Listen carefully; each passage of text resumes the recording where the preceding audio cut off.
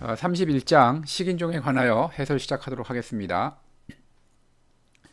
앞에 에세이 26장 해설에서도 잠시 밝혔지만 이 카니발을 식인종으로 해석하는 것에 대해서는 살짝 부족함이 있다고 생각을 합니다. 물론 이제 현재의 번역서와 연구서가 모두 식인종이라고 표현하는 이상 이거를 뭐 한 번에 거부하기는 어렵지만 지역적 의미와 풍속적 의미를 다 포괄할 수 있는 이 단어가 우리말로 식인종이라고만 번역을 해버리면 지역적 의미를 해석할 가능성이 차단되기 때문에 좀 아쉽다라는 생각이 듭니다. 자, 맨 처음 문단은 이제 여러 역사적인 사건을 섞어놓은 부분입니다. 여기서 이제 이탈리아에 건너온 피루스 왕이라는 이 사람은 예전에 그 있었던 에페이루스 왕국의 왕이었고 당대는 아주 최고의 전략가였죠.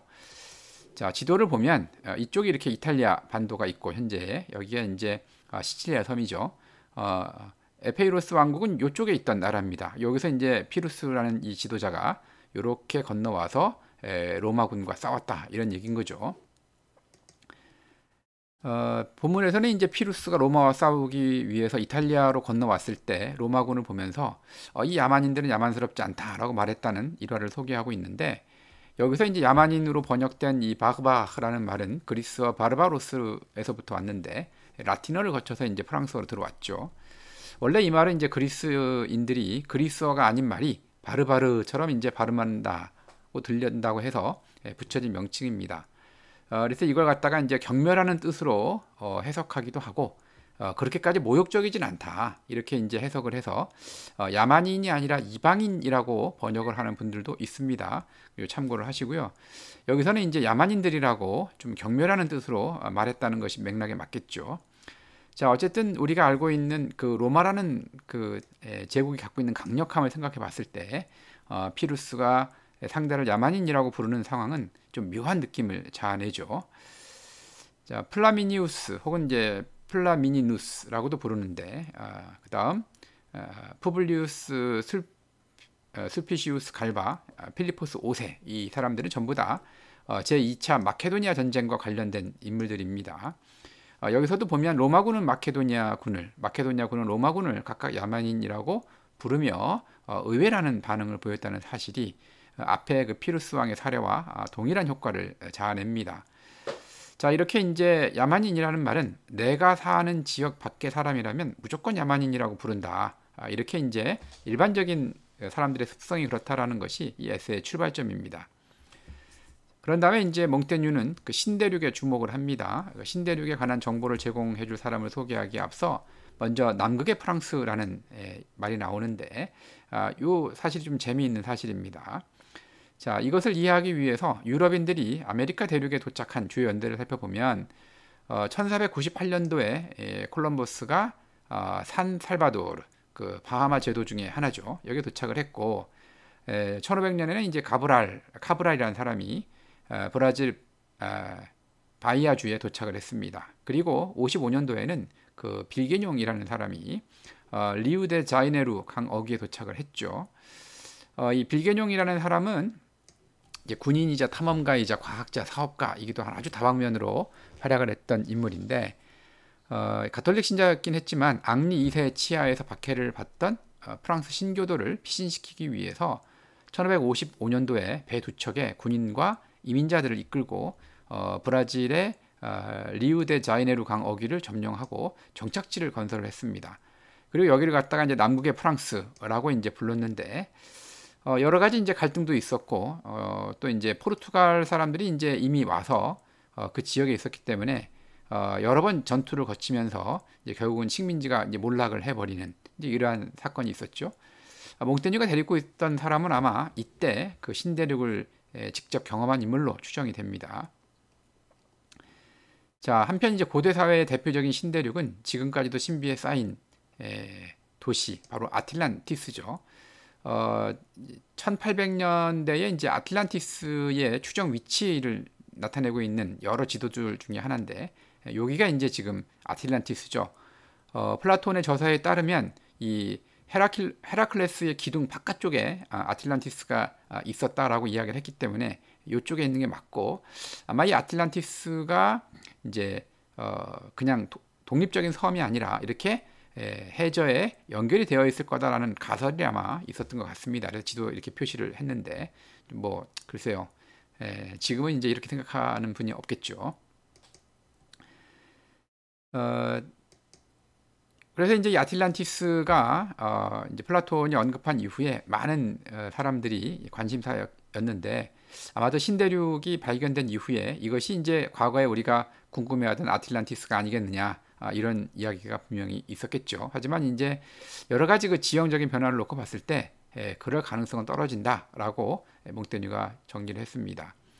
자, 그런 다음에 이제 자신이 취재한 증언의 신빙성을 정리를 했는데 데리고 있던 사람이 아주 단순하고 우직한 면모를 가지고 있기 때문에 믿을만하다 이렇게 이제 이야기를 하면서 정반대의 예를 제시를 하고 있죠. 팔레스티나를 보았다는 것을 내세워서 세상의 모든 소식마저 이야기해주는 특권을 누리려고 하는 사람들이 있다 이렇게 이제 이름을 밝히지 않고 이야기를 했지만 여기에 이제 문제가 된 인물은 그 앙드레 뜨베라는 신부로 탐험가이자 우주 형상학자죠. 이분은 이제 1549년도에 아시아와 그리스, 팔레스타인 지역을 돌아보고 55년도에는 이제 비견용 함대에 동승해서 브라질에도 갔는데 거기서 한 10주 정도 지낸 다음에 프랑스로 돌아갔죠.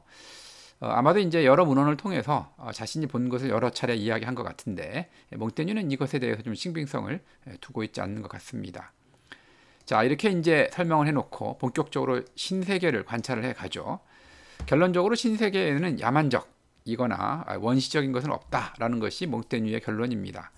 사실 우리가 야만인이라고 부르는 것은 자기 관습이 아닌 것이라는 의미일 뿐이죠. 예를 들면 우리가 이제 야생 과일이라고 이야기하면 그 야생 과일이라고 해갖고 질이 떨어지는 것이 아니라 오히려 과수원에 있는 과일보다 훨씬 더 얘가 건강하고 자연에 더 충실하다 이런 의미를 갖는데 이런 의미에서 우리가 이 신세계 사람들을 갖다가 야만적이다라고 불러야 된다라는 겁니다. 야만적이라고 부른다고 하더라도 그것이 우리보다 질이 떨어진다는 의미가 아니라 자연에 가깝다 이런 의미로 이제 그 의미를 갖다 새겨야 된다라는 거죠.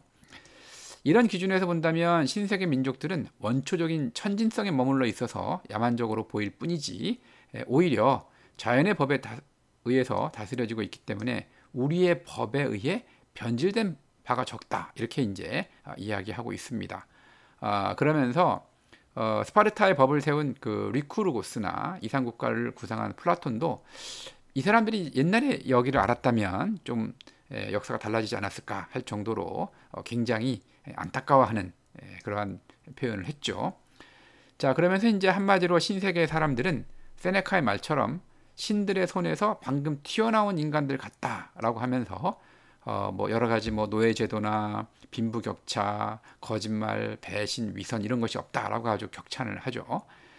신세계인들은 아주 쾌적하고 온화한 땅에 살며 조리법은 순박하고 뭐 여러 가지 이제 뭐 먹을거리를 자연에서 잘 얻는다 이런 얘기도 했고 노인들은 아주 소박한 설교를 합니다. 이 소박한 설교를 한다는 것은 뭔가 이 사회제도가 단순하고 도덕적인 규칙 자체가 굉장히 심플하다는 거죠. 그리고 일반적으로 노인들이나 아니면 높은 계급의 사람들은 굉장히 복잡한 어떤 도덕적인 규칙을 가지고 사회를 통제하려고 하는데 그런 것 없이 딱 두 가지 적 앞에서는 용감하고 아내에게 친절하라 이 두 가지만 가르치는 아주 소박한 풍속을 가지고 있다라는 뜻으로 소박한 설교를 한다 이렇게 이야기했습니다. 자, 예언자들이 있긴 한데 이 예언자들이 처벌을 받는 이제 설명을 하죠. 그때부터는 이제 구세계와 조금씩 비교를 하는데 예언자들이 처벌을 받는 것은 신세계나 구세계나 같습니다. 그래서 이제 구세계의 그 사례, 유럽의 사례는 헤로도토스의 역사 제4권에 보면 그 스키타이족의 경우가 나오는데 스키타이족의 예언자들은 예언을 구실 삼아 다른 사람의 재산을 갈취하거나 하는 경우가 있는데 이러면 불이 붙은 소 달구지에 태워서 처형을 하는 그러한 풍습을 가졌다 이렇게 이야기했죠. 또 신세계인들도 전쟁을 하는데 신세계 전사들이 소박한 무기를 사용하고 몸을 보호하는 장비 없이 벌거벗은 몸으로 싸움에 임하고 죽기까지 싸운다 이런 거를 들어서 용기가 경이롭다라고 평가를 합니다. 자, 그 다음에 중요한 사실은 신세계인들이 포로를 죽여서 구워 삼는 것은 맞다. 그것은 맞지만 그 목적은 스키타이인들과는 다르다라는 것을 강조하죠. 스키타이족들 중에서 안드로파고이라는 족은 굉장히 야만적인 삶을 사는데 이 사람들은 인육을 먹는 풍습이 있습니다. 그러니까 이것이 그냥 이제 일반 식량처럼 먹는 거죠.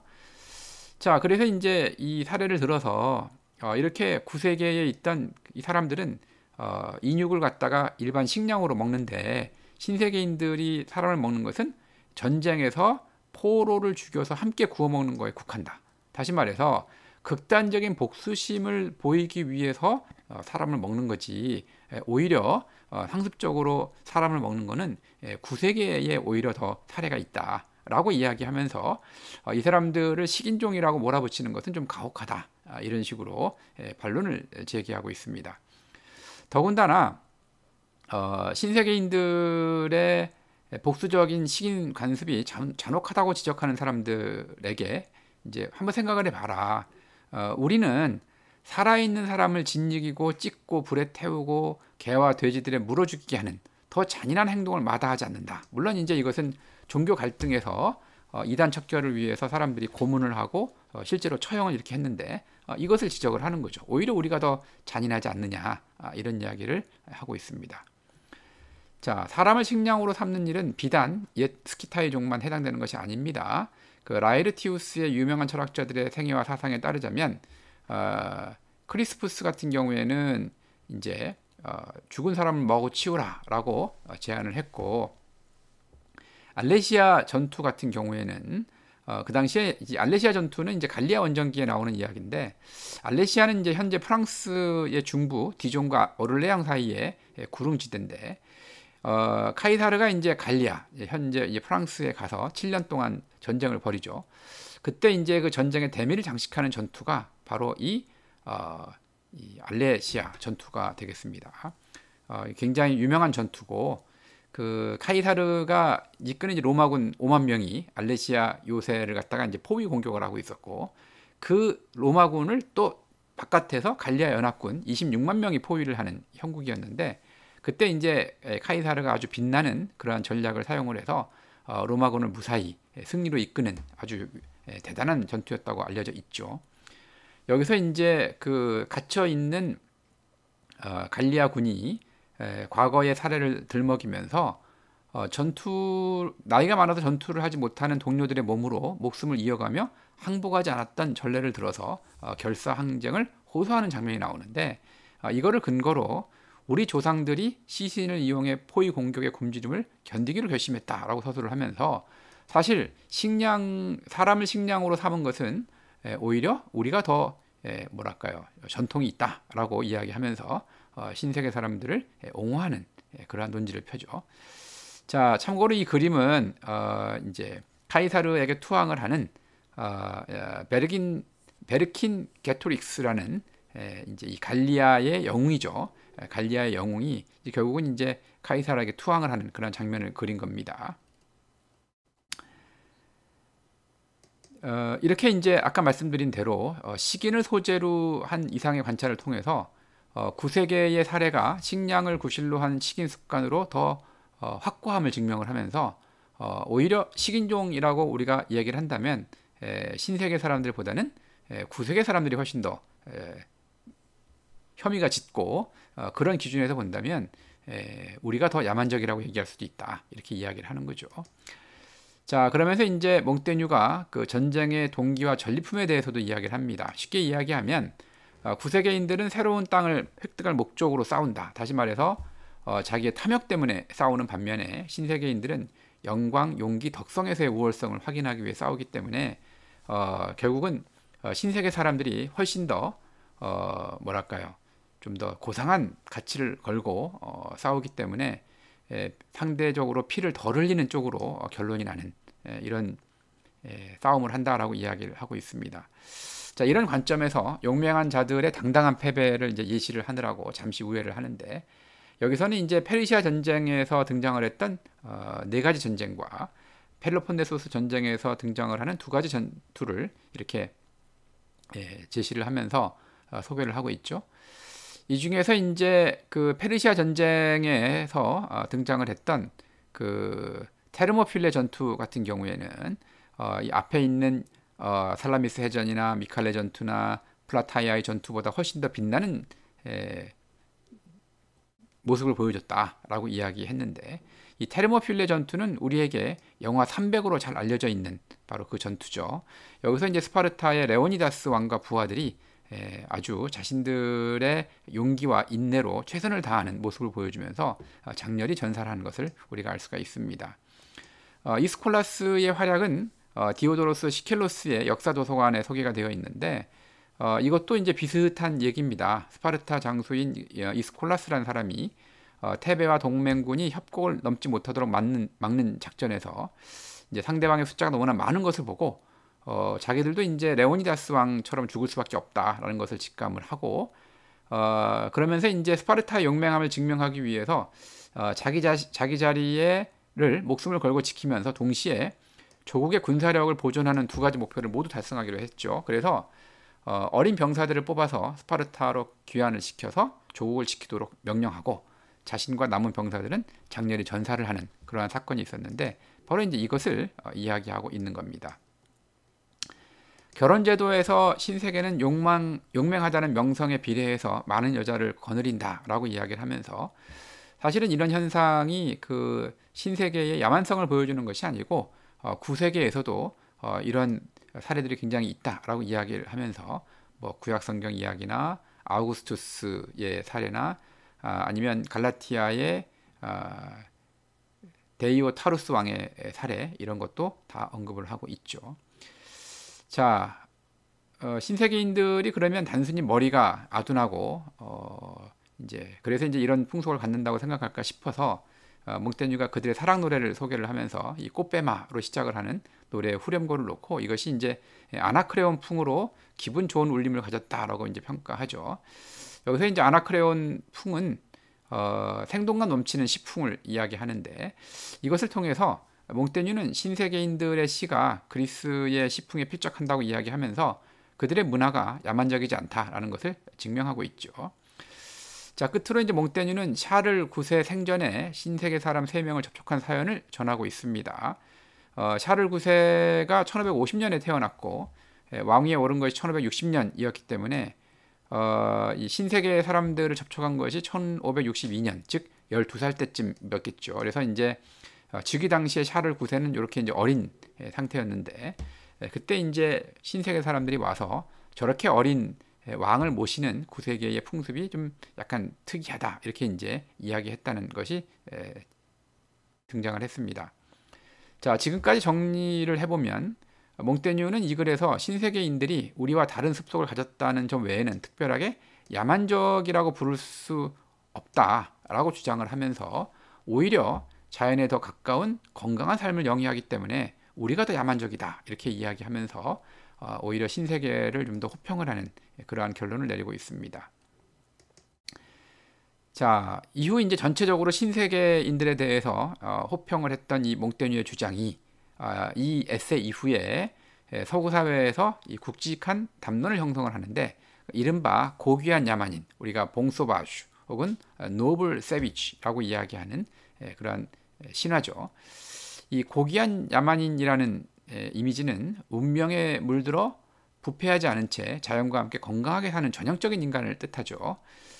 그래서 이제 이 표현에 대해서 여러 가지 다양한 이론과 설명이 있겠지만, 대체로 몽테뉴의 이 에세에서 이제 분명히 언급이 되면서 여기서부터 이제 그러한 담론이 형성이 됐다라는 것이 여러 연구자들의 말입니다.